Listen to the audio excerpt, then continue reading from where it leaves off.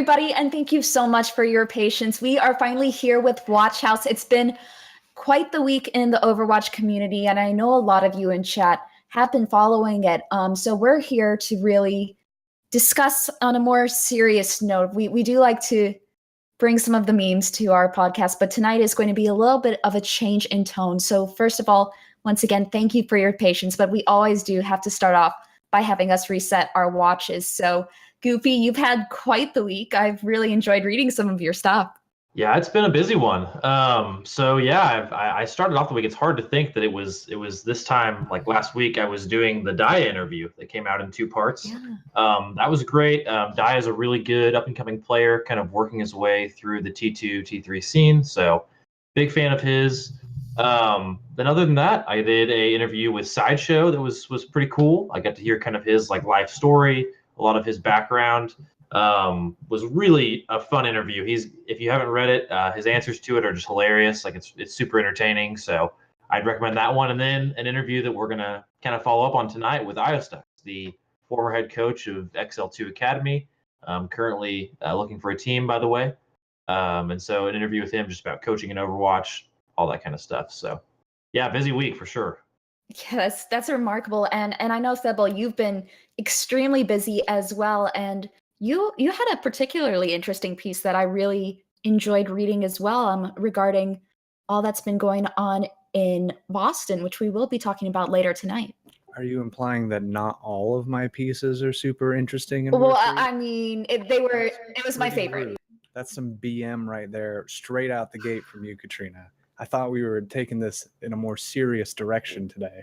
You're just bothered that I'm going to absolutely annihilate your BlizzCon predictions. But anyways, what did you write this week? Oh, man, I wrote a lot more sensible takes than that sentence, I'll tell you what. My week has largely involved just staring at Twitter and Discord because, my God, has there been a lot going on in the social media arena. And it's kind of my job as a social media guy for the Game Haus / Seagull Man with over 1,000 followers to keep track of my tender flock of people who just want the juice. So I have been providing the juice extensively all week long, following up on tons of roster news going on. I remember like the day after last week's episode, like the Kai announcement in Paris broke. And we were like, whoa, that's big news. That'll be the biggest thing we talk about next week. It's not. It's not going to be the biggest thing. It's there. We're going to talk about it. I think it's really cool. Not the biggest thing that has happened this week by a country mile. So I have been writing more stuff about Contenders Trials because the European Trials just finished up. Some great teams just qualified. We'll talk a bit about the ramifications of qualifying for Contenders a little bit later. I wrote a piece about unions that is pertinent right now. We'll get into that. Lots of people discussing the need for collective bargaining agreement agencies and things of that nature for a variety of reasons that we will cover here in a bit. Zachary has been busy. If you guys have been watching, you'll know that I've been working on a Zachary interview for like a month. He's been busy. He's been boot camping at a super freaking cool building full of very expensive computers. He and the rest of Team USA have been talking all about it. And every night they go to like a Brazilian steakhouse and probably spend like $1,000 on some really good food. So I don't blame him for not getting back to me on helping out with this interview. We'll get there.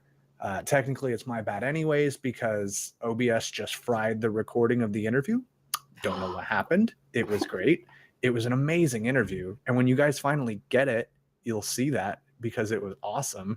But I have to wait for Zachary to finish like going to Disneyland every day with his mom or playing video games on expensive computers with his friends and all that other like boring stuff that's getting in the way of him doing the really important stuff. And that's, of course, talking to me.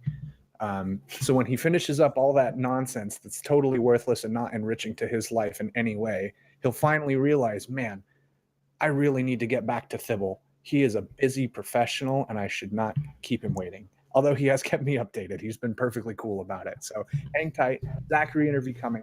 Lots of cool stuff. Lots of crazy things going on in social media right now in the Overwatch community. Tons of news and signings, and you guys are going to hear it all. Sorry, I talk a lot. No, it's all good. But speaking of social media, I know a lot of you watching have been participating in our giveaway. So once again, thank you so much for participating. Your input has been noticed, but it's time for us to reward. Can I give a number? Oh, And it's not time for us to reward yet, That's actually. soon. I'll do the update. Right, yeah. 30 minutes. Or actually, no, God, since we started late, That's what I was it's saying. probably like I told 10 him, Chad, minutes. that it'd be 5 minutes Yeah. or something. So Okay, sorry, my bad. This Time is why a you don't social interject. construct. Time means nothing. Look, you're right, I know. But giveaway coming. It's going to be great. You must be in Twitch chat to win. So I hope you're here listening to this right now. Otherwise, if I call your name and you don't start freaking out with some hyper omega pog champs in chat, you're just not going to, I'm just going to pick again. We had 31 people, by the way, enter this giveaway, assuming that everybody did all 5, because it was 155 entries. So divided by 5, that's 31. So cool. Thanks for participating. You might win a virtual ticket. Hang tight, 5 minutes. Yes, Sorry. the winner will indeed win a virtual ticket to BlizzCon, which some of us are very excited to go to. It'll be a great time. We will miss you, Goopy. I'm sorry. That's okay. But before we get into all of the excitement coming into BlizzCon, and of course that free virtual ticket for the winner of our giveaway, I think it's appropriate to kind of start on a more somber note for us. So there were plenty of reports and allegations made towards Chris Huck Loringer, who is the president of gaming for the Boston Uprising that was released earlier this week. And he had a response, and 2 players, Neko and Kalios, also responded in their own ways. So, Thibault, I know that you've been focusing a lot on what's been going on with the Boston organization. Would you like to take it away with Sure. this? Before I get started on any of that, first off, the LA Valiant Twitch account is in chat. What's up? How's it going? That's Valiant. cool.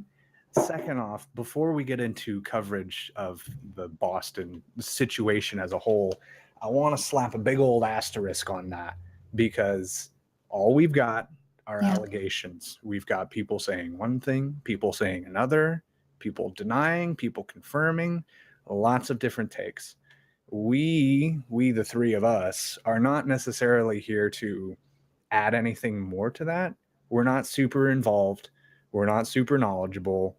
We're not in like the back door, super secret, what's going on behind the scenes, what the pros really know. We're just journalists. We just write about what we see. So that's all we're going to do here. We're just going to talk about what we've seen, right? Like, we'll talk about how other people have been taking this and the reactions that we've seen, but we're not really here to be like, Huck should be fired. And, we're not going to witch hunt or like really draw any opinions of any sort like that, because that's not really our wheelhouse. If you guys want to make those sorts of conclusions or anything based off what you've seen personally, that's on you. But us as like a group of professionals who are maybe eventually trying to get a job in this industry, that's not really the take that we want to take. We don't know everything. We probably never will. So here are the facts as we've got them right here, right now. Okay. The initial report in Boston was that, oh goodness, who was it? Bench Mob and Yiska, who are 2 of the bigger and more investigative names in the Overwatch community, published a report on VP Esports. They had a number of anonymous sources that alleged to a great number of things going on in the Boston Uprising camp. There are things like Huck made a staffer cry by yelling at them. We don't know what kind of staffer, like a coach or an intern. We have no idea, just that he made them cry. We have he would frequently fight with the players. The players would fight with each other and like rage quit and slam their keyboards and stuff. The report said that several players were living, like 4 to a 2-bedroom apartment, and like 2 of them would share the living room, and there was like a partition curtain or something, and that was all that gave them privacy. Long practice hours, grueling, stressful stuff that we've heard a lot, like everybody was stressed and probably fighting and, getting a little heated at times. But a number of allegations that were far more extreme than the usual we've been hearing. It was pretty big. It hit very hard on the day it launched. I think it was last Friday, if I recall. A few hours later, after no doubt some extensive PR discussions in Boston, Huck released his own statement on his personal Medium channel, Medium being like a personal blog platform that a lot of Overwatch and esports writers use, saying like, wow, didn't expect this. And he went point by point and said some of them were patently false. Like he didn't make a staffer cry, he said, acknowledging a couple of them, but kind of downplaying the severity. Basically, he was like, sure, we got in fights. You know, we would sometimes argue about scrims or practice or strategy or anything like that, but every single team was doing that. So what's the big deal? He went through everything that was brought up, including the fact that they weren't able to practice for several days because of player conflicts. Again, saying some were completely baseless, others maybe a little overplayed to push a certain agenda, you know? He posted that, and then Kalios and Neko both posted on various social media that Huck was full of something stinky. So we're left at the end of it with he said, they said, he said, they said, they said, he said, nobody knows, right? The discussion that has spawned beyond like people saying Huck is a scumbag or whatever, or these guys should toughen up and get over it, you know, they're living the dream. The other discussion that has spawned is a discussion on player rights and potentially unionization. I don't know anything about like if this has spurred the call to finally make a union or anything, but I did write an article explaining why we don't already have one, which is what a lot of people have been asking in the wake of this. Why don't we have a union right now for Overwatch League players? It's just not that simple. That's basically what I went over in the article. There are a lot of barriers to a process as extensive and legally involved as making a union for players who already maybe don't make that much or have a lot to lose and are easily replaced, things of that nature. So there's been a lot of discussion about that. The guys from Overwatch Beacon bugged me and translated the article into Chinese for Chinese Overwatch League players to read it and understand the process that is either preventing or will eventually enable them to unionize. It's been talked about in Pro Talk and Flame Court and a couple other Discords, which is crazy to me because I didn't plug it. I didn't like, hey, nerds, come read about legal rights. You know, like this is a discussion that people want to have now in the wake of this Boston stuff and a couple other things that we'll cover a little bit later. So at the very least, while we can't really make any concrete takes because this is all just allegations, at least it's spurring discussion. And I would love to hear a little bit more about it from either of you guys or anybody in Twitch chat too, if you guys want to throw your takes in. Yeah, So- I think, oh, go ahead. No, you're good. I was gonna say, I think you raised a good point there. I think this is, you know, we're in the midst of allegations. So there's nothing concrete. It's he said, she said. And so it's hard to take a side right now.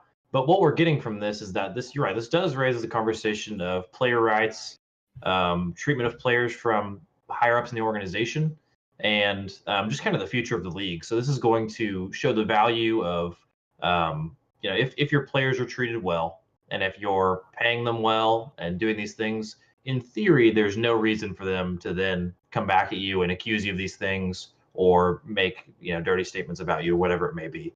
If you keep them happy, ideally that's not going to happen. And so, you know, you know, whatever, if this is blown out of proportion or whether this is even not even the tip of the iceberg yet, I think it at least communicates that. So again, I'm not getting any leaks or anything, so we don't know anything more about the concreteness, but we can say that much is for sure. So, Trita, if you have anything else, yeah. Just going back to Huck's response, reading over it, his responses, the most interesting thing to me was seeing what he had concretely denied. And Thibault did mention one of them before, quote unquote, I never verbally attacked anyone and no one cried in front of the team. And then he goes on to elaborate a bit. His other major denial, where he straight out said that the article was wrong, was that they did indeed pay for a flight for mistakes to return to Europe, which I think is important to bring up when discussing these allegations. That was one of the mentions that has been receiving the most heat online, for many different reasons, of course. And the last statement is that I believe Huck said that he was reached for comment an hour before the article was posted. So I just want to bring up those three major points, not to defend anyone, but to just round out the sides of the story. That's a pretty major point, I would say. And I kind of forgot it. It was towards the tail end of the initial report.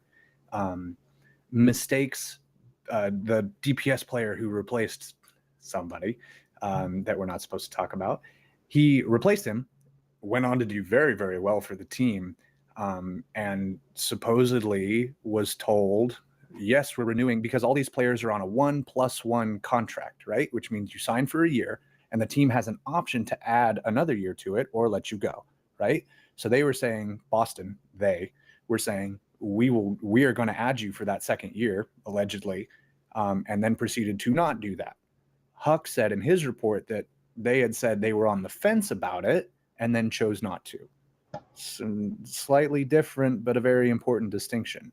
And then the report proceeded to say, the initial report proceeded to say that they didn't pay for his flight back home because he had to leave. He wasn't part of the team anymore. He wasn't living in the team house. Said he did not pay for that, or Boston did not pay for that at all. And then Huck was like, except we did. So again, back and forth, who knows? It's generally seen as a professional courtesy to do so. And a lot of people kind of turn their eyebrow up at that specific allegation. Also relating to international visa regulations. Mm-hmm. Yes, exactly so. Because, of course, mistakes is from Russia. So it's not like flying back to Ohio or New York or something. Like, he had to go quite the distance, and those tickets are not cheap. So a lot of people kind of, about that one. So we don't know. But yeah, that was one thing I think that we can at least theorize about this and kind of see the ramifications of is where are these players going to go? So we've seen already Neko going to Defiant. It's a big move, and we're going to get to that more later. But I think as we start to see where Boston goes, even if they don't release an official statement, just where the players end up, I think will speak volumes as well, or other staff members. So that's something to keep track of if we don't hear anything official yet. Just to kind of see where they end up is a good thing to kind of keep an eye on. But yeah. And also to see how these allegations on both sides impact both players and admins within the league. I'm very curious to see the long-term impact of these discussions, let's say, for now. So I'm wondering where I suppose, not just the blame, but whether this will disqualify certain individuals from future endeavors. But as we have discussed Boston, I'm feeling kind of blue. I think it's time to award someone for listening to us. I think it's giveaway time. I think it's giveaway time for that, Bola. Do you agree with this? I certainly do. Give me just 1 second. All right. So loading up the page, I've got it. I just had to refresh. While we're waiting for the special name of the person who will receive the virtual ticket to BlizzCon, I'm so excited for you all. You're going to get a Sombra skin. Is it Demon Hunter? I think that's one of the best skins in the game. You'll be able to have $10 off a Blizzard goodie bag. That's exciting. I think that makes it $45 instead of $55. I've definitely not been looking at that. And you will also have great ways to watch the World Cup, many different streaming potential abilities. You can find out a lot more on Blizzard's website. But Thibble, do we have the lucky winner? Oh, yes, we do. Yeah, sorry, the page had to reload. And I was like, what are you doing? And it was like, no, picking the winner, it's like a percentage load. It's like downloading a file. Who's the winner? No, it's not. It's Felipe Labarca, who is a guy I see in Twitch chat very often. So congrats to Felipe, a guy I recognize. I've seen that name. I wonder if he's in here. But he's gotta say he's here. He's got a Hyper Omega PogChamp. While we do wait for Felipe, what are you looking forward to the most at BlizzCon, Thibble? Nope, I think I see him freaking out in Twitch chat right now. Oh no, I'm disconnected. That's Mr. Felipe 11266. Yes. If that's the guy, then that's the guy. And he has won the BlizzCon virtual. Felipe, we will find a way to get that to you soon. I have the code. I can directly yes. message it to him. I'll get that to you at the end of the episode. Excellent. Congratulations. That's super cool. Yes. I'm glad it's a name that I mean, I don't care. Ultimately, I have no stake in who wins because I'm already going to BlizzCon. But it made me smile to see it was a person that we've been seeing in chat for quite some time. So congrats. Yeah. Cool. And we appreciate it. PogChamp. Yes. And yeah, thanks for sticking around and watching the show so much. You always have really insightful questions. Yeah, for sure. So cool. And That's awesome. what's even greater is we have an additional giveaway. We have more content on the show. So don't you leave. Everyone just got real like, what? Yeah, so much more coming up. So don't leave just because the giveaway is over. Don't be that guy or girl, but stick around because there's so much more going on. Gender is not a binary, Connor. Come on, That's it's true. 2018. So as we do move forward to our next topics, once again, Felipe, congratulations for BlizzCon. Before we go into talking about the World Cup, there's been so many roster releases, announcements, especially with the Toronto Defiant, who also unveiled their branding, red and black, very classic. So we're going to discuss some of those acquisitions right now. Connor, I know that some of these in particular have made you raise an eyebrow. Yeah, so I mean, just kind of generally going over this. So we have our new expansion team, the Toronto Defiant and the Atlanta Reign, that have both released pretty significant roster lists. So I'll kind of just go through them really quick just to rattle off some names for no reason so you won't retain them. The Toronto Defiant have grabbed Neko and Envy, both former Overwatch League players, two great ones. Ivy and Stellar, Yakpung, I think is how you say that maybe. His name is changed to Lycan now. Lycan. Aha. It's a new thing, like just a couple hours ago. Okay. Lycan and Aid. So that's the Toronto Defiant so far. I'm assuming we'll hear more from them in the future. And then Atlanta kind of is showing us a different approach, going for no Overwatch League players and getting Masa, Dako, Pokpo, Defran, Kodak, Nlayer. That's how you say that. And Erster and Gator. So what are you guys' kind of reactions to these initial things? I think that they are totally representing different philosophies on the part of these teams. I think they speak a lot to kind of where the team is wanting to go and their identity and the kind of Overwatch they want to play. So you guys have any thoughts on that? Go ahead, Katrina. Definitely the first player that made me quite excited to see come back was Envy, who we did see play Diva for the Los Angeles Valiant before Space did become 18, and he has had remarkable success. Space. You'll see him in Overwatch World Cup. So I am curious to see what the advantages of having former Overwatch League, well, current Overwatch League players, but experienced ones from Season 1, what that leadership will do for the Toronto Defiant. And another interesting factor of this roster is, please correct me if I'm wrong, but I do believe all of these players are indeed Korean. Yeah. So that is a different strategy than the Atlanta roster for sure, which has a wide variety of nationalities. I think it's a great first two rosters, Paris notwithstanding, because we kind of talked about Paris already. These are great two rosters to compare North America's strategy to building rosters, which I have often boiled down to we're either going to do it the London way or the Philadelphia way, because those were the two biggest teams, arguably, of the last season. So Toronto is saying Korean players, really good, sign a full Korean roster, win some games, right? Atlanta is saying this is a global game. There are great players from all regions, including Korea, China, EU, North America. The only regions they don't have represented are the three that nobody knows about: South America, Asia Pacific, and China. No, they do have China. Where's the other one? Australia. Yeah, see, it's rough. So these are very different philosophies, and we're going to see what you can do with them, right? I mean, we already have a precedent with London and Philadelphia, oddly enough, but with the resources granted to Season 2 teams and the precedents that have been established and the prior knowledge that they can walk in with, we will really see now now that all the experimentation is done, there are more established practices for teams, what these sort of roster styles can really do. So that's going to be interesting to see. Yeah. Also, Atlanta has Gator. Damn. Yeah. I think we're also seeing that it seems like Defiance kind of, like you said, it's going for a style of play. So they're going to have a full Korean roster. There's going to be no communication issues, and they're valuing former Overwatch League talent. So these guys know how the league runs. They've been through a year of the league, can kind of impart that knowledge on maybe the younger players who haven't. I think Atlanta is choosing to go maybe for younger players, maybe taking a bit of risk in their lineup. So I think Atlanta could have a really high ceiling. I mean, if DeFran comes back and kind of takes an ownership role of this team and says, like, you know, I'm gonna cool it down and I'm gonna play incredible Overwatch, I think their ceiling could be really high and he could excel. But if we see some things like we've seen in the past, this team could have a really low floor as well. So I think it's, I think you see maybe a lower height ceiling for Defiant, maybe still pretty high, but I think so far it's so interesting to see how differently these teams are forming, like we've already noted. So yeah.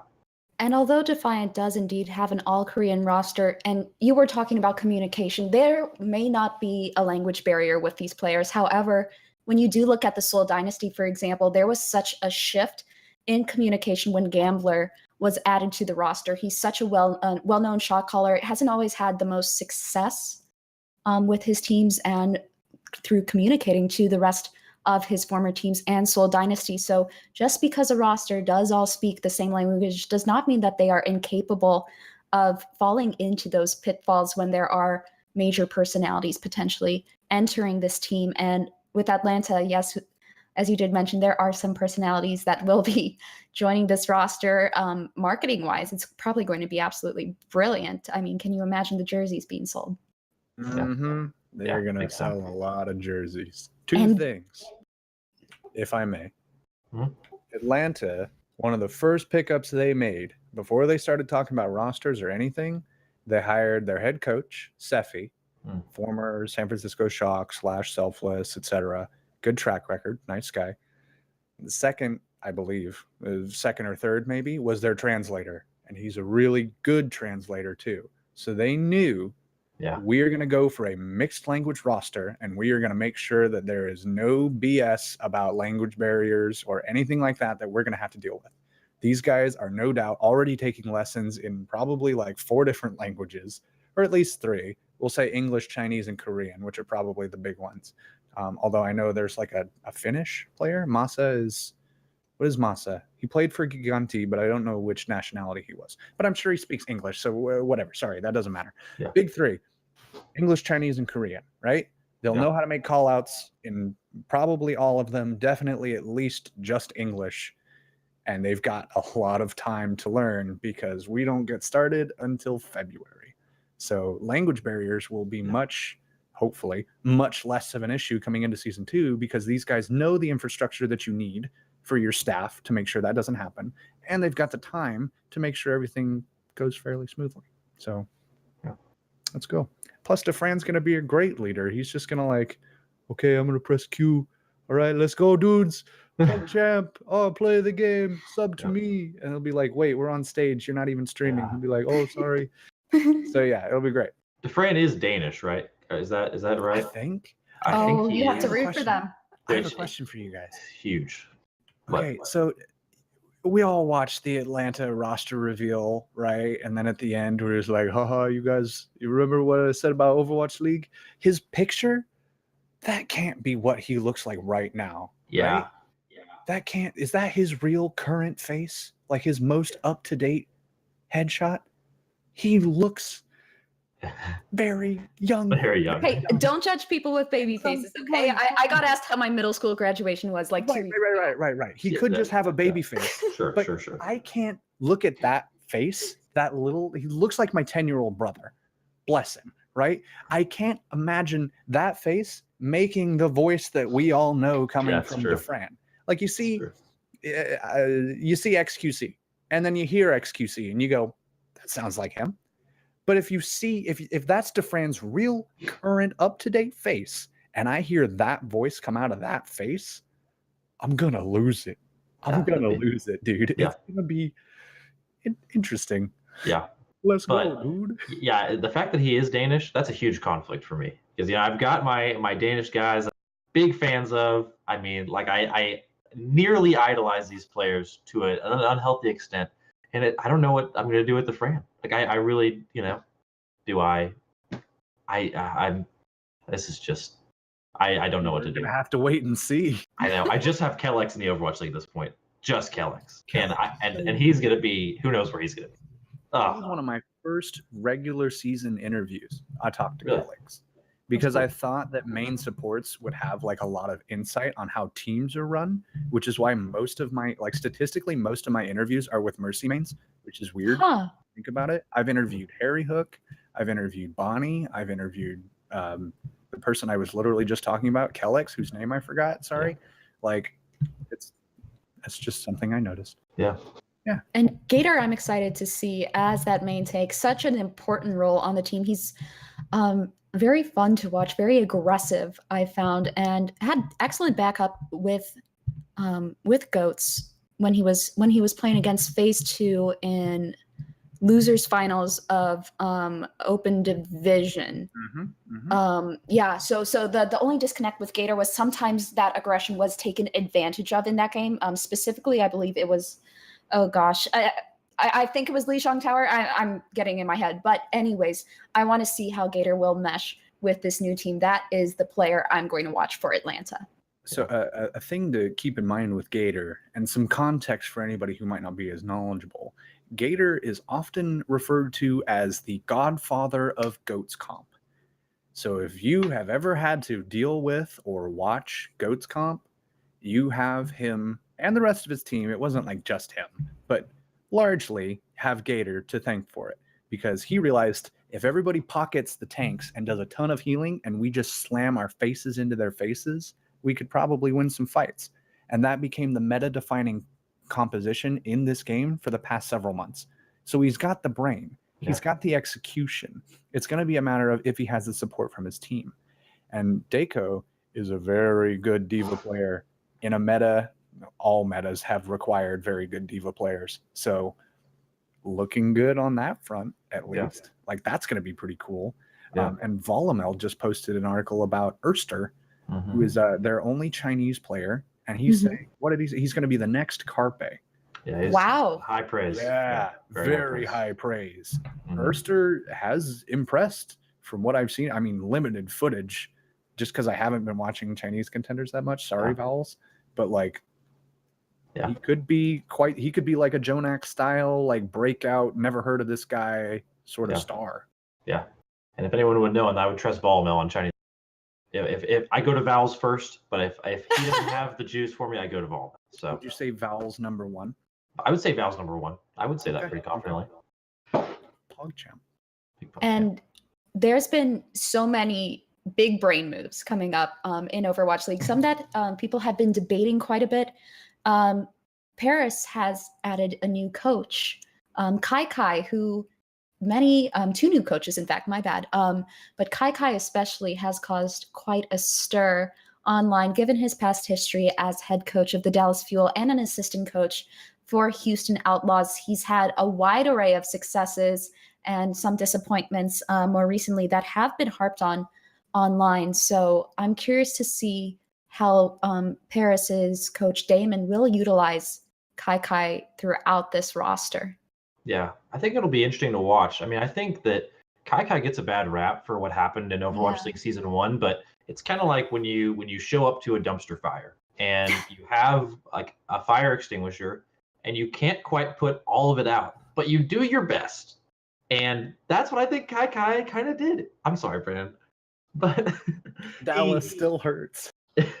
He showed up to a situation that was, I mean, there was clear toxicity there beforehand. There was a lot of issues going on, and he did his best. And I think that by the end of the season, we saw a lot of that fruit come from that. Like we saw a different Dallas team that was honestly really good. And so he came into Houston, and it is what it is. They didn't make the playoffs, but I think Kai is still a coach that we need to look out for. I mean, 2017 World Cup, he's got a clear tenure, a clear rapport with players that I think is going to show up. So I don't know how he'll do with an all-European roster. I think that'll be kind of interesting to, I don't know that he's ever had to do that before, but an interesting thing to keep an eye on for sure. I wouldn't just count him out from the beginning though, like some people are doing. Give him a chance. You Yeah. never know. I mean, the Outlaws didn't entirely implode when he became assistant coach, and any of their failings aren't necessarily tied to him being an assistant coach. Paris will live and die on their staff, I think, this year. Either they'll do very well or they won't, and it'll depend on whether or not they can develop some of their more unproven stars. I have some fun facts here on the two other coaches that they have besides Damon, their head coach. There's Joni Seita Pavola, who is Finnish, and he used to be the guild leader of the second best World of Warcraft guild to ever exist, Paragon, who very frequently were in very close races for world first against like Method. It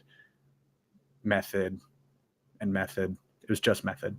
I'm sorry, I used to be in the, like, I was top 200 world in like of rogues in World of Warcraft like a few years ago. So like that was like, oh, cool, neat. And then the other guy, his name is Fefe or Fifi. I don't know. His real name's Felix. So it's probably a derivative of that basically. And he followed along with a lot of the French players from Eagle Gaming. So past rapport there, lots of Frenchiness. Ooh, and we just got a message. Someone's coming in here soonish. Give us just a couple minutes. Yes. Champ. Well, So go ahead. You go ahead, Katrina. No, you're good. You're good. I was going to say, we just got a message from ioStux in the Discord chat that he's going to be joining us for the interview shortly.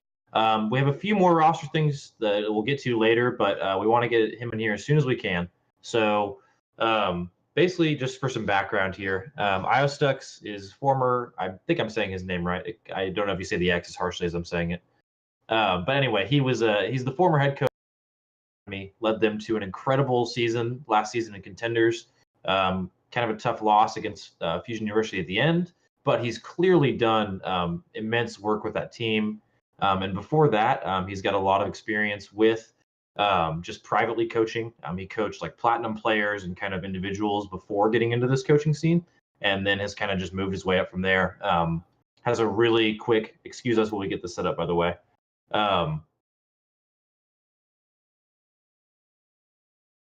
Where you're kind of coming from into the Overwatch scene, for those who may not know you. I'm ioStux. I am 20 years old and I come from Germany. I initially started making educational content, and then eventually I turned that into, doing guides and videos and stuff like that. Slowly transitioning into private coaching, and then eventually coaching teams. And recently, the best team that I've coached was Excel2 Academy, which was the Contenders team of New York this year. Excellent. And hi to everybody who can see us now. Yes. Okay, who wants to go first? One of you guys ask a question. I can go ahead and ask one. Kind of just jumping right in, we've seen a lot of these kind of Contenders changes lately. They've been big in the news, officially reported today about the restructuring of Contenders for 2019. I just kind of wanted to get your initial thoughts on this. I know you're in the process of developing these thoughts and what have you, but I just kind of wanted to get your initial feedback on what your take is on the changes made, if you had any suggestions moving forward. I think the changes are not as bad as the initial leaks made them out to be. Although, again, I'm not truly convinced that, we know the full story yet.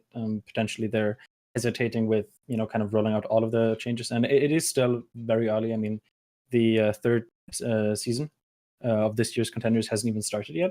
So there's still, a lot of room for changes to be made. That said, I think that there are some good parts to the changes, and I think I understand what Blizzard is trying to accomplish with this.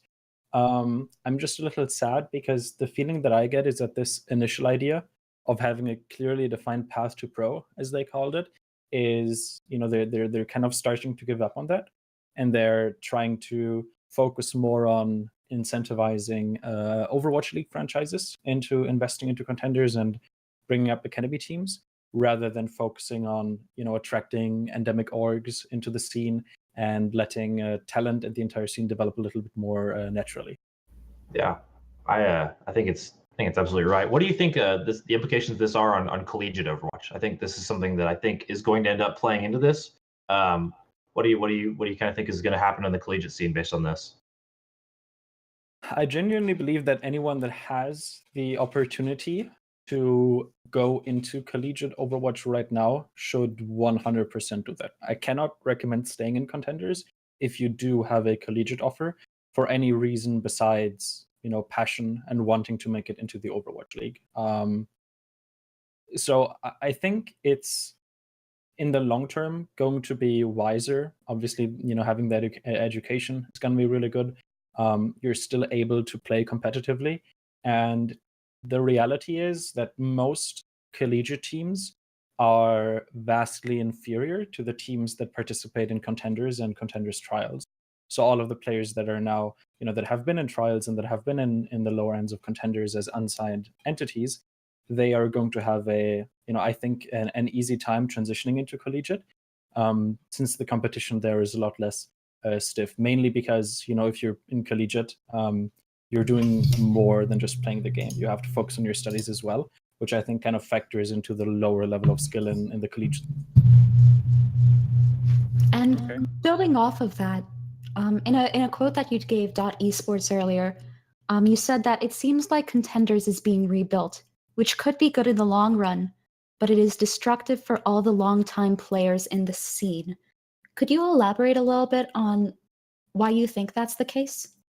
So most of the players that I've talked to, they usually, whenever they start pursuing a professional career in esports, they take a break year after finishing high school, or they set aside some money for a year or so, and they say, okay, I'm gonna try doing this for a year, and if it doesn't work out after the year, I'm out. And a lot of the players that have been in the scene for a very, very long time, I think Ajax from Last Night's Leftovers is probably one of the best examples as a player that has been in the scene very, very long.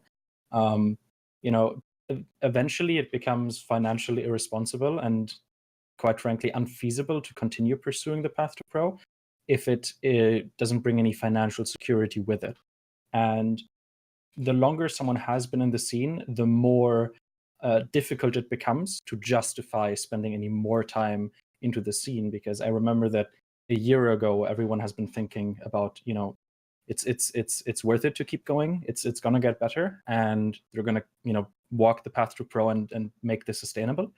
And now it's been 1 year later and things haven't really changed. So telling themselves, I'm gonna put in another year and hope that I get picked up by an academy team, maybe it can work out, but I feel like for a lot of those long-term players, that risk isn't worth taking. Whereas for newer players who haven't invested as much into the scene, they can probably get away with saying, okay, I'm going to put in a year, see how it goes. They're kind of the newcomers. And for me personally, at this point, if it weren't for my involvement with academy teams and the private coaching that I do on the side, I would probably be forced to quit as well, just because I've been doing this for 2 years now. And if there was no financial stability in what I'm doing, this would be, it just wouldn't be responsible for me to do it any longer. So I'm actually quite surprised that a lot of the players that are still in the scene are planning to stay in the scene. Do you think that in, for instance, season 1 or season 2 of 2019, whenever the time frame may be, if more Overwatch League teams develop academy teams, or at least in North America, because there aren't too many to develop outside of that except China, pretty much, do you think an increased number of academy teams will kind of help fix the problems we're initially seeing right now, where those teams can invest in the path to pro, sign some unsigned players from open division or trials or what have you as their roster and start supporting those guys? Or do there need to be like the unsigned organizations to kind of make the scene go? No, if anything, having more academy teams does make the path to pro in of itself more financially sustainable for players. And I think that the total amount of salary, players in the following seasons is going to increase. The problem that I have with this isn't that it's bad for, the tier 2 scene in North America. I think the main critiques of it are how this affects other regions that do not have any academy teams. And also, it kind of defeats the purpose of the path to pro, because the initial idea, the way that Blizzard described the path to pro, was that any player could just start an open division, and if he would, theoretically speaking, just win over and over and over again, he would eventually become pro. But now just winning a whole lot, it can get you into contenders, but contenders alone isn't sustainable, especially now that the prize pool is a little bit more top heavy. That makes it even more difficult for the bottom teams to really stay there. So at that point, they can win. It doesn't really matter because they're still, at the mercy of the scouts and the managers kind of behind academy team. And a lot of different things like cronyism or favoritism, all of that sort of stuff might stop them from making it into an academy position. And that's kind of what we wanted to avoid. That's what they wanted to avoid with the path to pro, where you don't have to play politics in order to go pro. All you have to do is just become the best that you can be. And I think they're giving up on that idea, and they're saying, okay, we're giving academy teams kind of control of who can make Overwatch Tier 2 a sustainable profession and who cannot.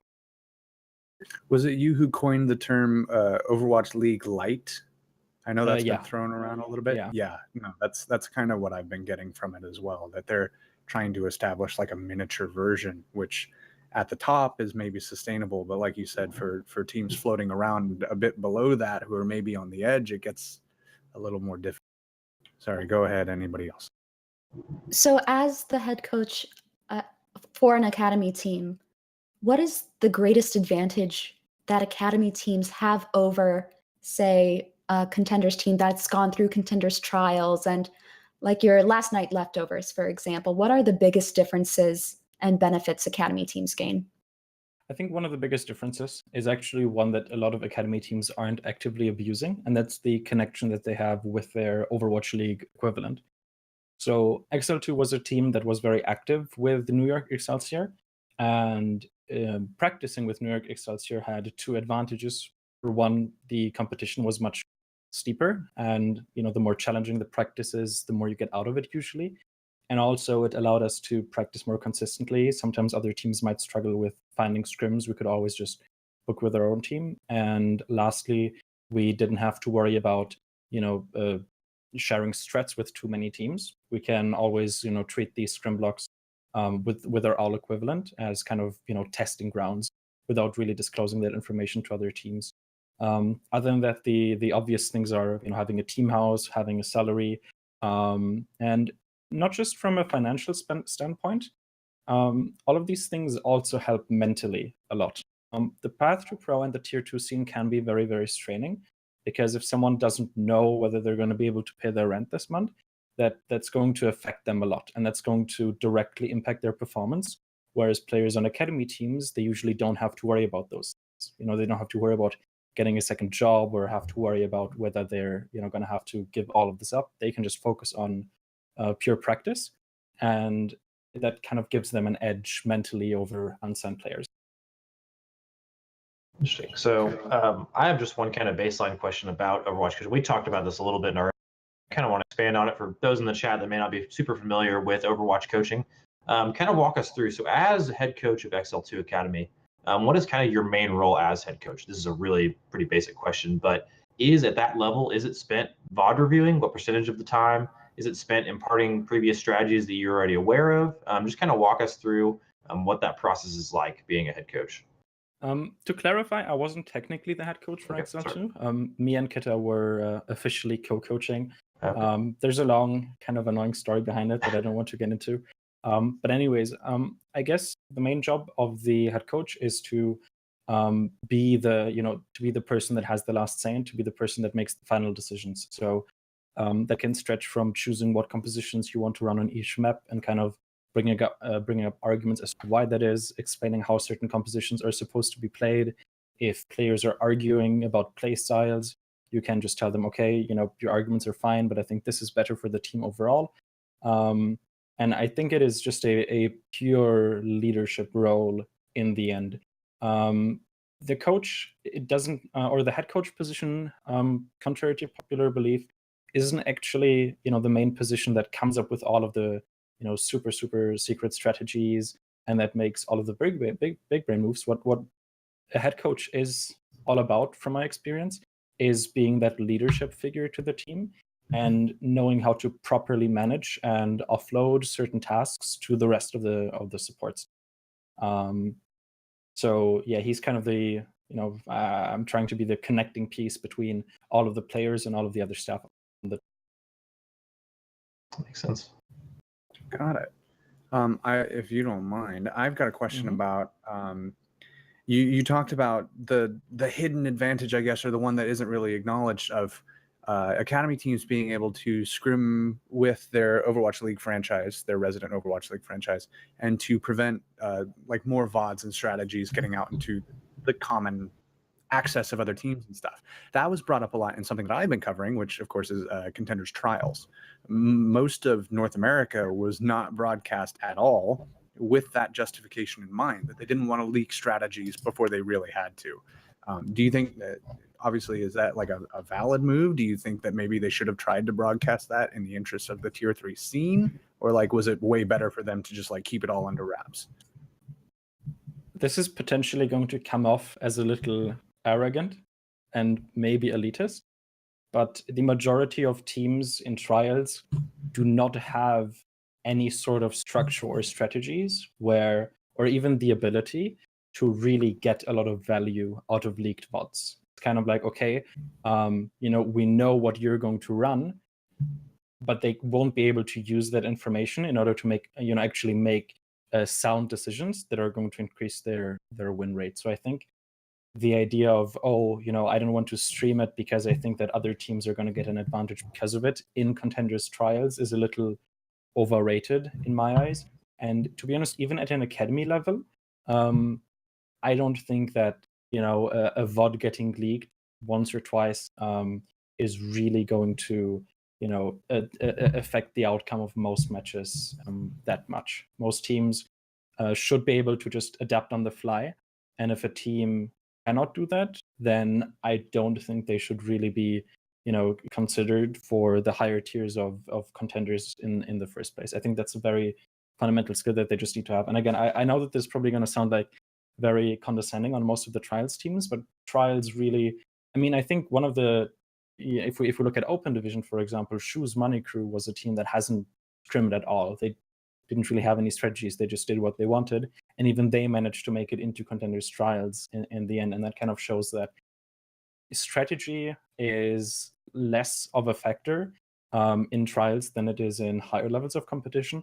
And what it really is about is synergy and individual player skill, ult tracking, mechanics, decision-making, all of those things. And those things cannot be leaked. Kind of on the flip side of that, while academy teams can scrim their Overwatch League franchise to keep things from leaking, whether or not that's valid or anything, the Overwatch League team could also, like NYXL could also say, we want to scrim XL2, so Seoul Dynasty doesn't get a hold of our strats. Would you feel at that level that that's like, okay? Yeah. Yes. At that level, definitely. I think Seagull once gave a very good example of this, of a match that he played against NYXL. I think it was NYXL on King's Row. I know exactly what you're talking about. Where Jonak was playing differently because he recognized Seagull's play pattern on that match. And at that level of competition, leaking VODs is devastating to the team that's the victim of said VODs. And it is very, very, very common for, not just in NYXL, but also amongst other AL teams, for them to scrim their academy teams in order to test out strategies. And even on earlier teams, when I used to be on bye week, which is arguably one of the worst contenders teams that has ever existed, unfortunately, even we ended up getting scrims against one of the, I don't think I can say which team it was, but we got scrims against one of the best teams in the entirety of the Overwatch League, just to warm them up for their Overwatch League match, because they did not want to, end up showing their strategies off to anyone else. Do you think Overwatch League teams would benefit from having, are you of the opinion, I guess, that Overwatch League teams would benefit from having 12 players so they can run internals, or is it enough for them to go through with like contenders? I think Overwatch is a little bit too young for most teams to really get full value out of a full 12-man roster. And I think for now, having an OWL team and an academy team is kind of the best thing that we can get.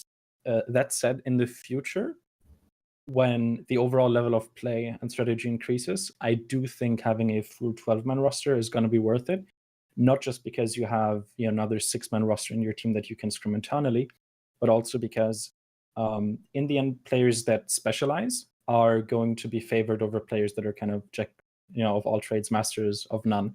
So having a dedicated Reinhardt specialist, having a dedicated Winston specialist, for example. We've always had that dynamic in XL2 where Clone Man was more of the Reinhardt player and Tizzy was more of the Winston player, and that I think during the regular season especially gave us a huge advantage because it minimized the amount of maps that each of those players had to learn and practice on. And as such, if they were forced to play on a map that they didn't practice for, they would obviously underperform. But the few maps that they could really, really focus on, those were the maps where they excelled. Gotcha. I think one thing I'm interested about, so, when you talk about having these Overwatch League teams as the level of play increases in the next few years, and then they have their academy teams as well, do you think when the scrimmages become more internal, that's going to raise the strategy level of contenders as well? Is that kind of the ideal with that? Or what do you think that interaction is going to be as the level of play increases in Overwatch League with contenders based on that internal scrimmaging model? Lower tiers are always going to improve if the higher tiers above them improve. Most of the players in contenders do see the value behind studying Overwatch League VODs and figuring out how they play the game. So as the Overwatch League improves, the Contenders League will always be able to catch up to that, I guess, relative constant distance between the level of skill at Overwatch League and the academy teams. As we look at all of the changes coming to contenders, something that's been a highlight for me, at least, was the soft region locking, where there will be a maximum of 3 non-resident players on their roster. So if you are in a NA Academy team, only 3 can be non. Oh no, she cut out. Oh, I think she died. I think I get the question though. She's been doing so well. You get the question enough to... Yeah, I got the question. I can just answer the question while she figures it out. That's fine. So overall in North America, the region locking isn't going to really affect that much. Most teams right now don't break the rule in the first place. Where this rule becomes more effective is for the regions like Pacific contenders, where a lot of the Korean teams are kind of evading because there aren't that many Korean contender slots. And I think this is one of the main critiques of these contenders changes, is that Korea was already a very oversaturated region because the way that the whole esports structure kind of flourishes, the amount of talent that emerges is very, very high. And 12 contender slots was already very, very low. Contenders could have its own league and fill it with very talented teams that can compete against each other. So reducing that number from 12 to 8 and also adding region locking is going to add an incredible amount of Korean players that have what it takes and that can play at an extremely high level, but that won't be able to compete at all. And I think that's, if you look at it, at kind of a pragmatic way, for North American player, that's going to be good, I guess, because the players that could be competition for them, the players that could be better for them, don't even get the chance to show off their skills. But if you look at it from the Korean player's perspective, this is, I think, very, very harmful. So I'm not sure what, I guess, the long-term plan for that is going to be, but it really feels like this change is mostly aimed at kind of the Asian scene and Koreans especially, who have been moving out of Korean contenders into other regions so that they could have a platform to kind of compete against other teams and show off their skills. How would you, after going through the official announcement, because I know there were some like fakes and leaks and weird stuff, and knowing that we maybe haven't seen the whole thing, just with what we've got right now, what would you like tweak or change to make these changes a little more palatable to regions that aren't North America, at least, that seem to be affected a little more harshly, like expanding in Korea, for example, and things like that? I think in the end, the main bottleneck is always going to be financial. And it doesn't matter what direction you want to take contenders in. So the first direction you can take contenders in is to focus on third-party tournaments and endemic organizations, but with the current sponsorship limitations. Blizzard has mentioned that they are welcoming third-party organizers to create their own tournaments, and they're saying that the prize pools for them with a proper license is unlimited, and that is correct. But that doesn't really capture the fact that they're not properly incentivizing third-party organizers to really join because of these strict sponsorship limitations. So that direction is kind of off already. That would be a nice source of extra cash flow, because if third-party tournament organizers, they could get extra sponsors, they could raise the prize pools, they could have very regular tournaments. If we think back about the monthly meetings, for example, that was always a nice regular piece of a little bit of money on the side, financial stability, and also mostly a lot of exposure for the players. A lot of the top players in Overwatch League right now became famous because of those monthly tournaments. But yeah, that direction isn't going to happen from the way it looks right now. Blizzard is focusing on being in control of the tier 2 scene, and they don't really want any third-party organizers to really take over, I guess. So the other direction would be to for Blizzard themselves to invest into contenders, to create more slots, to increase the prize pools, to improve the production, to put more money into marketing and advertising and structuring it all so that it doesn't interfere too much with the Overwatch League. And that was what I initially expected. And I'm not sure if they're going to do it. Maybe they will. But I really expected them to maybe talk a bit more about how they're going to promote contenders and how they're going to incentivize people to watch contenders. Because if viewership numbers would increase, and even something as small as increasing the stream quality, I think would have a noticeable impact on the viewership numbers. Because right now the stream quality is a little, it makes watching Overwatch very difficult. So yeah, overall, third-party organizers, they're not a valid source of extra income or extra financial support for the tier 2 scene because of the sponsorship limitations. And Blizzard themselves, according to these changes, they do not want to invest into it either. So that leaves us with step 3, and that's, I think, what's going to happen. They want the academy teams to be the main source of support, or the OWL franchises to be the main investors behind the tier 2 scene. And New York Excelsior, I think, is the best example there. They are very, very, I guess, engaged about the local New York scene. And so they want to create tournaments there. And all of the other Overwatch League teams, they probably also want to run local tournaments and involve their academy teams in some way. The problem is that right now there just aren't enough franchises, especially if you look outside of NA, that there's, again, probably not enough money really in it right now. So that's what I mean by these changes being very, very long-term, because if there are enough old franchises and enough, or, I guess, events organized by these old franchises that tier 2 players could participate in, then it could become sustainable. But right now that's, we're not that far yet, unfortunately. Right. Thank you. Yeah, it was a really good answer.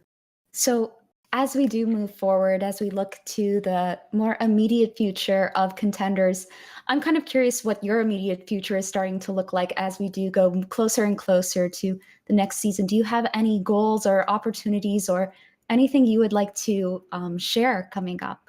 That you're allowed to tell us.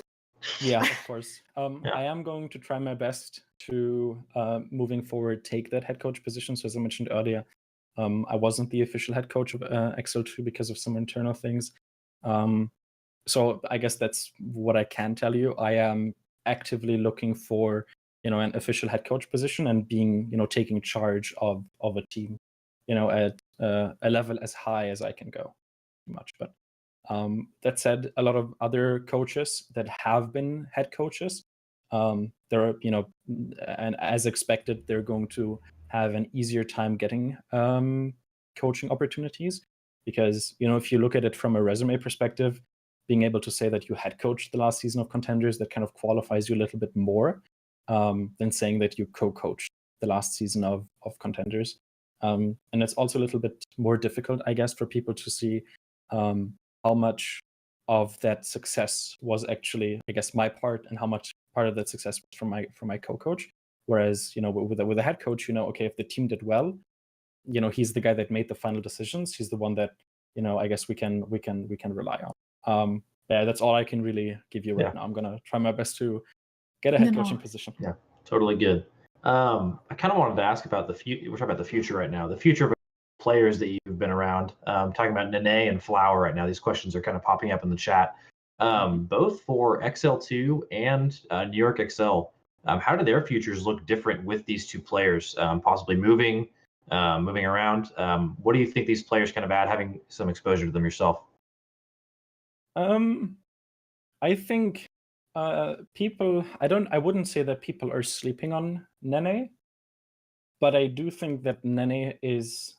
I generally do think that he's kind of on the path to potentially turn into Overwatch League's equivalent, to Faker to a certain extent.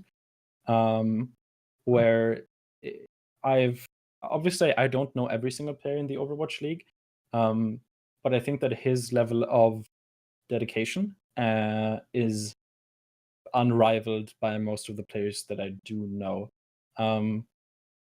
So yeah, I'm very much looking forward to what Nene can do as a player. Again, I can't really talk about too much because I do know some things. So it's a little bit difficult to talk about this. But yeah, I do think that Nene is going to do very, very, very well, and I think it's very difficult to overhype Nene going into the Overwatch. Flower is in a somewhat similar boat, but not quite. I feel like his World Cup performance back then has created some very, very unrealistic expectations of a lot of players. The way that the meta worked back then was that, you pretty much the entire team supported your Widowmaker player, and the maps that you played, and the fact that it is, the World Cup. Most of the teams back then were very, very unorganized, and Widowmaker is a character that excels if the enemy team is unorganized. His organization is how you shut her down. So, he had a relatively easy time doing whatever he wanted in those matches, and toying around with the enemy. But in organized competition that just doesn't happen, even with very, very good players.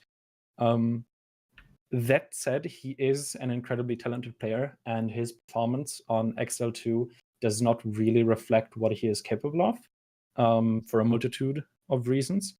I can't really go into those reasons, which I guess might be disappointing for people that are watching. But some of you might know them, like, if like Reddit, has it kind of figured out already. But yeah, moving on to NYXL, I think that most of the things that were, I guess, keeping him from, I think NYXL is kind of going to unleash him to a certain. On NYXL, we're going to see what he is actually capable of, and I think that's going to paint a much more accurate picture of who he actually is as a player. I kind of have a fairly general follow-up, I guess, to that.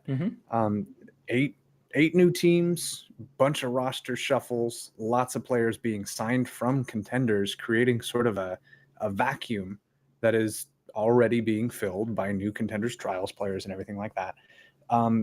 Let's just say for North America, do you think that the overall quality of games and contenders is going to take a hit because all these players just moved into the Overwatch League? Or do you think that the pool is big enough that we're still going to be okay in terms of like awesome games? The reason it's not going to affect, I think it's barely going to affect NA contenders, mainly because a lot of NA contenders players just didn't make it into the league. The majority of new players in these expansion teams are either players that were dropped from their previous AL teams or players that are from Korean contenders. I'm pretty sure that like 70% of the new players are going to be Korean. So very few players I can't mention any names, but a lot of the players that I have personally talked to that have been on academy teams in season 2, they are having a very, very difficult time. Like they're getting tryouts, of course, but they're having a very, very difficult time kind of getting past the I don't want to say like biases or prejudice. I think that's a very harsh accusation to make, but I think they're struggling to kind of compete with the hype that a lot of the players from different regions might have. So a lot of the faces that we saw in Contender Season 2, we will probably see them in Contender Season 3. And if we won't see them in Contender Season 3, we might not, see them at all. I know of some players that were trying to move up into the Overwatch League, but the best thing that they could get were other academy offers, and they just decided, okay, I'm gonna throw in the towel. This isn't really worth it. Unfortunate God, reality. yeah. Gosh, that is harsh. Anything else from you guys? Keep going. Yeah. I don't have any. I'm trying to think of other questions. I don't really have anything right now. Trini, you have It's been anything? extensive. Yeah. Yeah, this is great though, honestly. So, ioStux, before we head out, one final question. I always like to see what people's advice is to newcomers. And I know that you did mention this with Connor in your interview, but we talk about path to pro for players. Do you have any recommendations for a path to pro for prospective coaches? I think the biggest coaching, or I guess moving up the coaching ladder, works very, very differently from being a good player. Mainly because okay, it's kind of hard to explain. I think the best thing you can do is work on how you present yourself. It's not just about how good of a coach you are. As a coach, you can know everything about the game. You can know every perfect strategy all of the time. But if you struggle correctly conveying that information to your team, if you struggle kind of being the father figure of the team, then having all of that knowledge is very, very useful. And I think that a lot of coaches that I personally know that are trying to make it into academy teams, and looking back on it, me before I made it into an academy team myself, we didn't really realize how much more there is to head coaching a team at that level. And just looking at the way that some of them, they act on Twitter, or the way that they talk, with other people. And if you get to see them in action, when you see them during VOD reviews, or when you see them coaching their teams, you can immediately tell that it's very, I guess, amateurish to a certain degree. So I think my main recommendation is don't fall into the trap of kind of taking this a little bit too lightly. You're in the end, you're coaching a video game with other like-minded young people, so it is very easy to get into kind of a less serious atmosphere. But just try to keep it professional. Try to make sure that your players respect you, and really, treat it as an actual serious profession, rather than just a fun thing on the side. And obviously, you can still have fun, but if you start becoming too loose and too relaxed, it can be very, very difficult to instill confidence in your players. Thank you. Absolutely. Okay, I ioStux. Oh, God. No, you're I good. got one more question. Oh, okay. ioStux, do you celebrate Halloween? And if so, what are you gonna? It's tomorrow. I unfortunately do not celebrate Halloween. If I would celebrate Halloween, I would probably just hang a huge Path to Pro shield around my chest, because that's the scariest thing I can think of right now. Oh, Yeah, my you're right. God. I feel that. I Okay, feel that was a little bit harsh. It's not that bad, but Also hilarious, the though. setup was too good. Oh, No, man. that's perfect. Thank you. No, but seriously though, thank you so much for your time and your Yeah. insight. I know that it really shaped the way that I'm taking some of these new news as we do move forward. And I know so many of our viewers as well really do appreciate your time. So thank you so much. Yeah. Okay, Much thanks for appreciated, having man. me. See ya. Yeah. Thank you. Okay.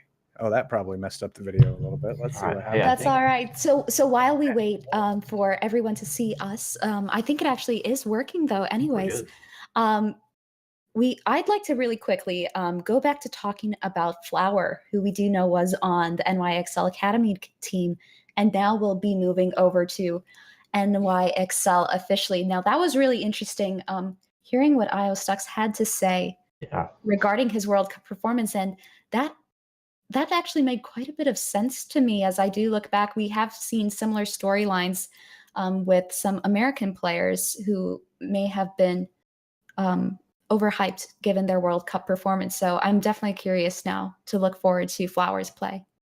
I liked his point on Widows thriving against unorganized teams, because I just had like PTSD flashbacks of Plat solo queue games where a Widow will just destroy your entire team because you're running like 5 supports and a Doomfist. And you're just like, guys, what's the deal? This Widow is clicking all our heads. Like that's what was happening last year in the World Cup, except like they weren't plat, which I'm really bad at the game, you guys. I'm sorry.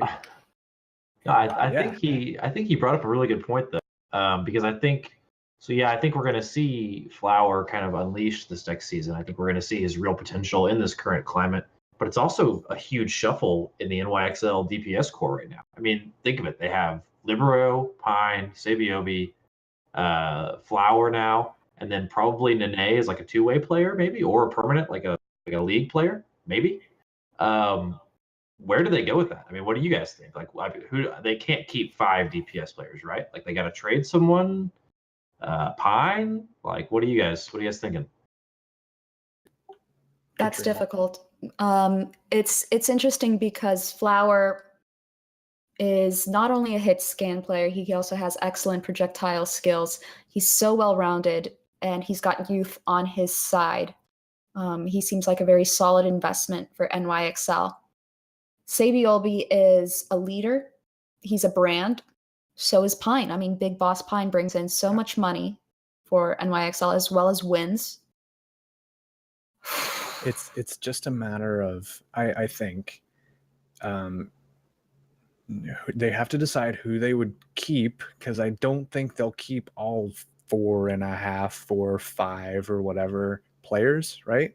So a couple of these guys will probably be traded, maybe, and a couple of these guys will probably bring some big old buyout contracts if other teams were to want to shop for them.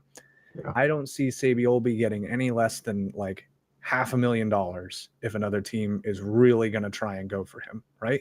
Again, if he's traded. Maybe NYXL says, no, you're not taking this guy. Maybe they say that for Pine.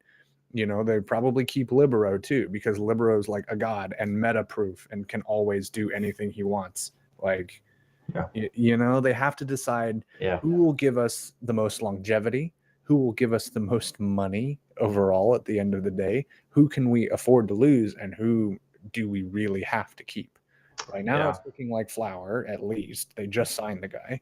But for the rest of them, I mean, it's NYXL. They have a smorgasbord. It's a buffet of good players.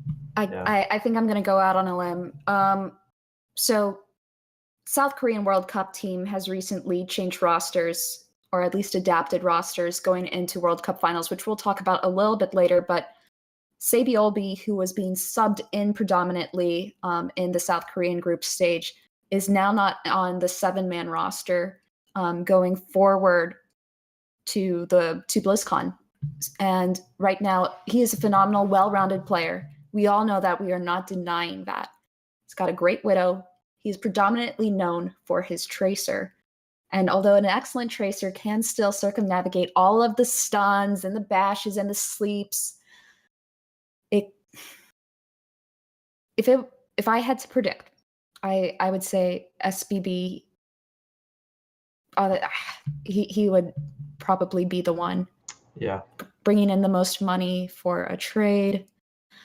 But he's just the face. Man. He's the face. Yeah. That's what I was gonna say. He's a married man. He's a little older. I mean, not like relatively speaking, maybe. I think that you could keep him on the NYXL brand if you afford him as a coach, like a strategist coach, or like I think as Overwatch moves forward, you'll have like positional coaches. I think you'll end up having like a DPS coach and a tank coach as the league develops. So like maybe something like that in the future, but they have to do something with him before it comes time for his contract to be renegotiated. So I think he's on the second end of the 1+1 this next year. But if they get to the end of that and they haven't done anything, it's going to be time for him to get a new contract, and he's going to be really expensive. Like you mentioned, I think $500,000 is pretty reasonable considering his report.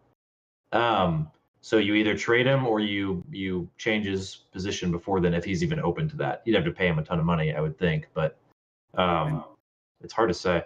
And that's the thing. It's a big point to note here is that we're not in on the scrims. We're not in on the communication between the coaches and the team. We don't know who is maybe a behavioral problem. Not that I even think that they have any, really, but like Sabioli, could just be like, I'm a married man, and like, be disruptive in scrims or whatever, right? He could just be a little punk talking about his dog and showing them all the picture of his wife, and they're like, Sabi, How is that being a punk? let's go. Look, if I was a very Enough of it, serious Overwatch League coach and I wanted my players to get in game and start scrimming right now, and Sabioli was just like, but look at my wife and dog, they're so cute, right? Maybe I'd get a little annoyed, and maybe I'd try to trade him away for a boatload of cash that he would inevitably bring, right?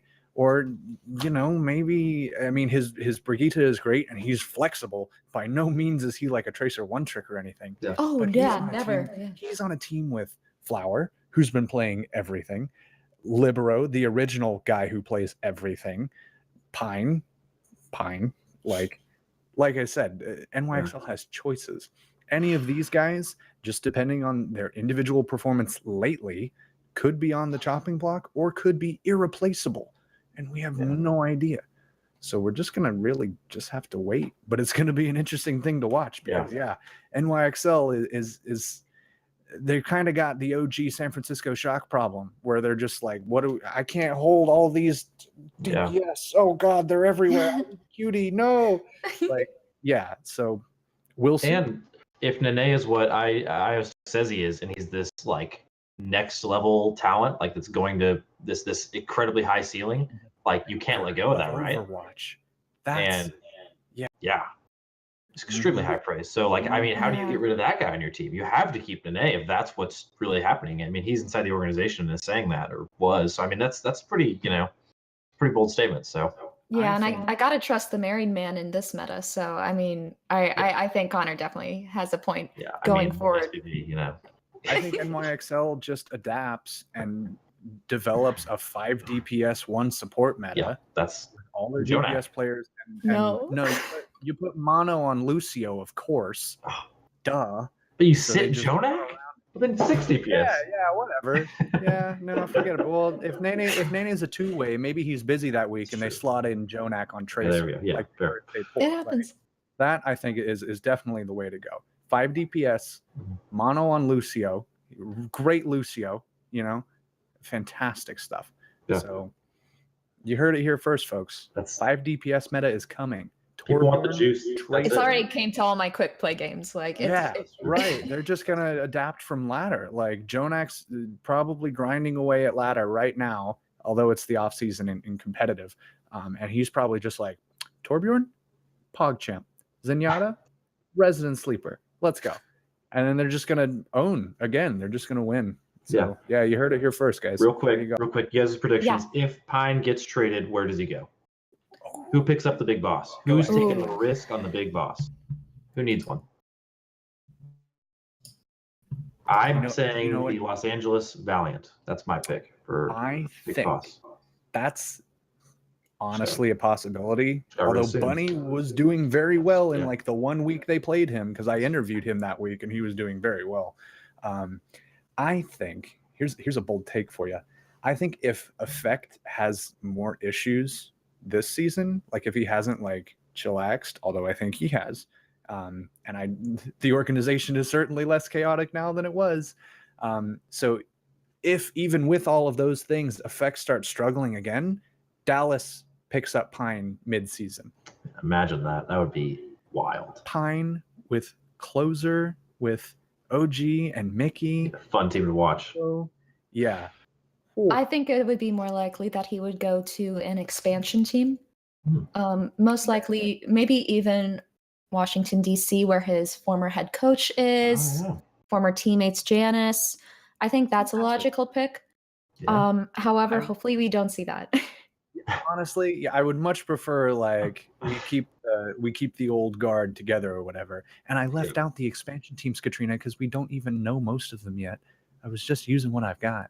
But yeah, try. DC would be an interesting idea, and we have rumored rosters for DC, although I don't like to talk about the rumors too. But speaking of rosters, though, sorry, really quick tangent. If the three of us were on an Overwatch League team, we're like so good. What would we be known for? Like, I mean, I can just imagine Thibble getting interviewed all the time, post-game interviews. Just I'd be here's how an interview with me would go. Give me just a second. I'll be right back. Talk among. Oh no. I think the mask could be coming on here.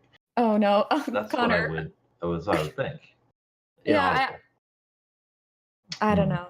I don't know who I would be. I mean, gosh, that's tough to say. I'd like to think I would just be hydration. One word answers only. Only one word.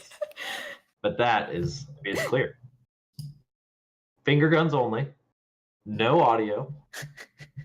Resident sleeper. Here, the camera's on you. It's your introduction now. This is.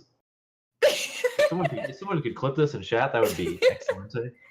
Oh my god. Oh, Well, that's I think we know.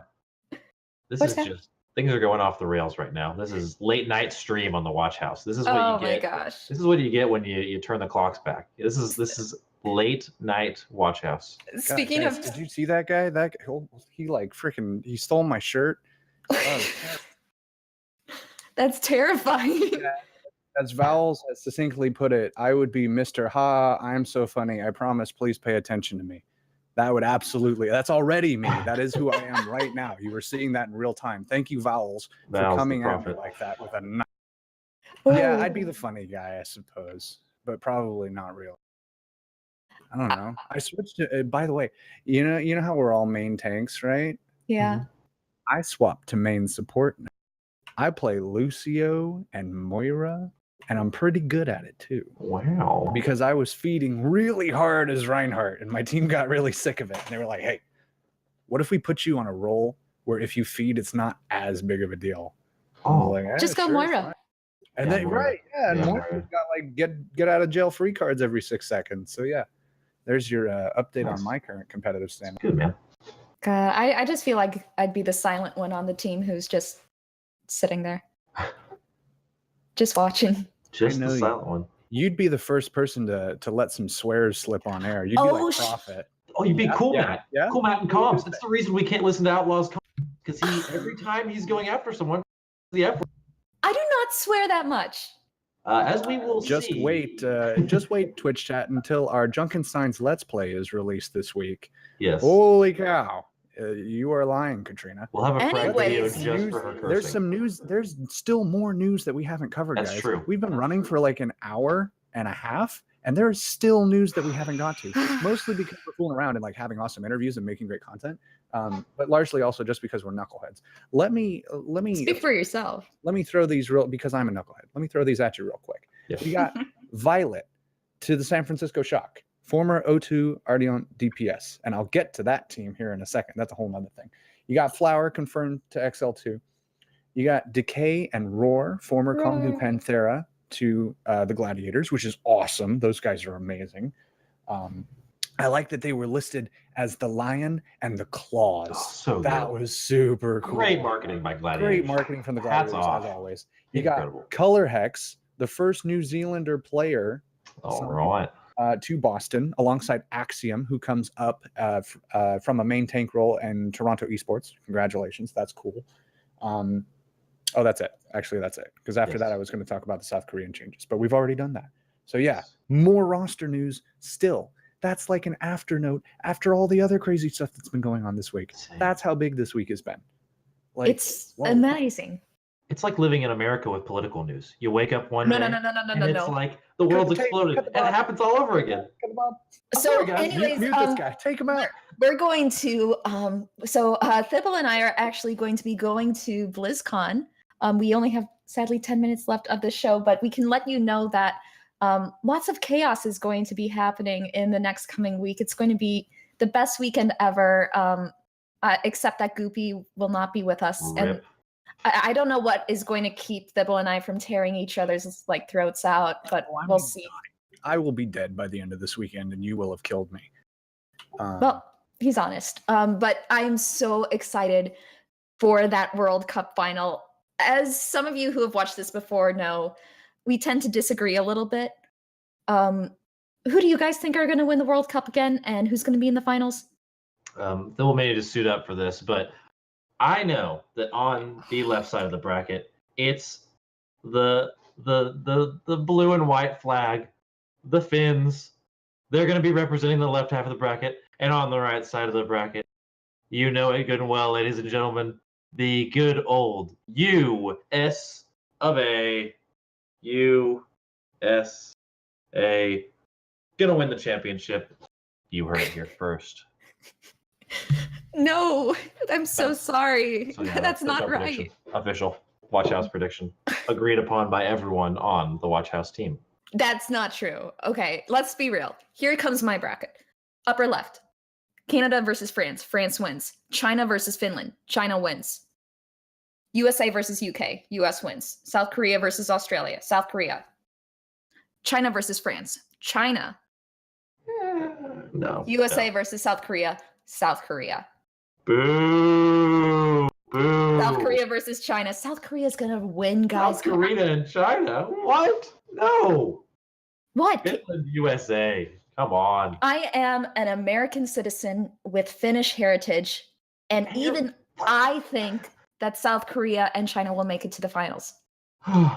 Because I have something called logic, not just nationalism. He has a mask. How can one person be so wrong about so I'm many? so Blows right. my mind. Blows my mind. Me and Sybil are the pinnacle of logic on this show. The pinnacle of reason and logic. That's us. All right. Anyways, though, since Twitch is coming up with new karaoke, oh no, I'm disconnected again. Karaoke. How did we get to karaoke? Sorry. I still wanted to talk about how at BlizzCon, you guys can all like come up to me, and I'll probably have certain pieces of headwear that I'll be wearing, and we can take pictures and talk about me making a fool of myself and some amazing World Cup games that will involve the United States of America winning, like we always. So yeah. Vietnam. Sorry, karaoke? What? Yeah, so I disconnected. There's major thunderstorms going on in my area, but So I've heard. yeah, always. So Twitch came out with a karaoke thing, and I was remembering how we all have punishments if South Korea wins or the United States wins. Correct. Yes. When they win. When? I think that a karaoke would be a pretty good punishment for whoever the two people who are wrong at Did the we end. establish what happens if neither team wins the grand finals? No, Was no, that it's part of not the grand. deal? It's just who Oh. makes it to grand finals or who I th- wins grand finals. I thought it was. I thought it was only winning grand finals. I thought it was all because they're So gonna. what if- That's gonna be So the if thing. neither team wins grand finals, we just all realize that we're dumb and walk away, right? Like that's I just what mean, happens. speak for yourself, but I mean, we could all sing a song. We could all sing a song. Kumbaya. Yeah, Okay. that's pretty much what we're gonna have to do anyway. True. That's not going to happen anyways. U.S. is going to win. But sure, if South Korea somehow miraculously pulls it out or whatever, if Australia doesn't upset them in the first round after them not being able to scrim or practice together at all, then yeah, we'll talk about a karaoke stream. Yeah, we'll make it work. We'll make it work. Yeah. we will. All right. Well, it's been a great show. Yeah, it has. It really It's has. amazing. It's Thanks always a to blast. ioStux. Yeah. Yeah, that was an incredible interview. What a That was guy. so What a insightful. great guy. Gosh. Smart answers. Smart guy. Yeah. Sign. If you're an Overwatch executive watching this, first Yeah. off, what are you doing here? Second off, go sign that guy because he's Yeah. great and he'll make your team good. And that's what you want. So go do that. And then thanks for watching, Overwatch League Executive. Yeah. Cool. And the LA Valiant were here, so that happened this episode. Wait, really? The LA Valiant's Twitch Yeah, they channel were here in the were beginning of the in episode. chat. Yeah. We were popping All the off. champs were had. I really And- loved the California Cup. That was great. Not only was this a great stream, but next week we're going to have Dustin Steiner on, and he's going to talk about BlizzCon. We're going to have he's a great writer from Unicorn.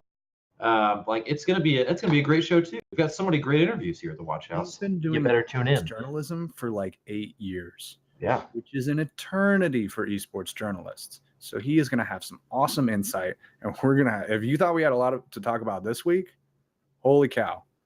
Next week, the next like 7 days is going to be a destructive whirlwind of news, and you guys better hang on to your hats, dude. It's going to be awesome. So keep an eye out. Yeah. More guests, more stuff. We're planning. So Dustin was the last guy that we signed on to have like come be a guest when we first started putting out the call. Now we need to come up with a couple more. So if you guys have suggestions on who you would want to see here on WatchHaus, let us know at WatchHaus _ house spelled like the German way, like HAUS, like we do with all of our branding stuff. Just give us suggestions. Talk about what you liked on the show. Maybe we'll get Vowels on again. Maybe we'll get and so Vowels. we can yell at him about China losing. And Yes, laugh. no. Or he will be the Oh. smuggest person on earth. He will either be dejected or so smug that he will blot out the sun, and that could make for some very entertaining talk show either way. We have to get Val's back on the show. Val's was the OG with us the first episode. The guy is incredible. If you don't know Val's, know Could get Val's. Lemon Kiwi. I see you over there in chat. That would also be sweet. There's so many great people in the Overwatch community. Tons of great broadcast people, and Yeah. we can start getting players and coaches and stuff if you guys want to hear from them. I'm working on maybe getting a bird in here. That would be cool. Like, who knows, man? We could get. I've got the power. We've all got the power. Yeah, sure. Now we have to use it. Yeah, no, I'm sharing it right now. I'm giving you guys my energy. I'm charging the spirit bomb. I never watched Dragon Ball. It takes several days of just charging. Yeah, I Several scream. episodes. I'm not going to do that right now, but I know there's That's good. screaming involved. I'll get to that later when we do the thing, when we turn this off, and I'll just start.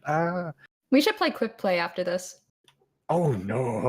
Okay, sure. That's all I've been able to play, guys. I'm on the grind right now. 25. Oh, Anywho, but before that's we here or there. ramble, That's true. follow us on Twitter. Talk Yes. to us about cool stuff that's going on. We'll talk to you about cool stuff that's going on. Thanks for watching. I'm not necessarily like ending the show right now, but like, yeah, congratulations to Mr. Felipe over there for winning our virtual ticket giveaway. Thanks to everybody else who like also participated. It was huge. Thank you. Amazingness. Look out for BlizzCon content coming from us. Katrina and I will be there, like we mentioned, running around and talking about esports and eating expensive food and buying merch, and yeah, it'll be great. So, Nothing illegal. yeah. No, what? You made I it don't sound know. like say you that, were. Katrina. That was I- suspiciously phrased. It's past my bedtime. Yeah, let's get out of here before you Yeah. end up getting arrested for something. Night, Thanks for everybody. tuning in, everyone. It's been a great Yeah. show. Bye. We'll see you later.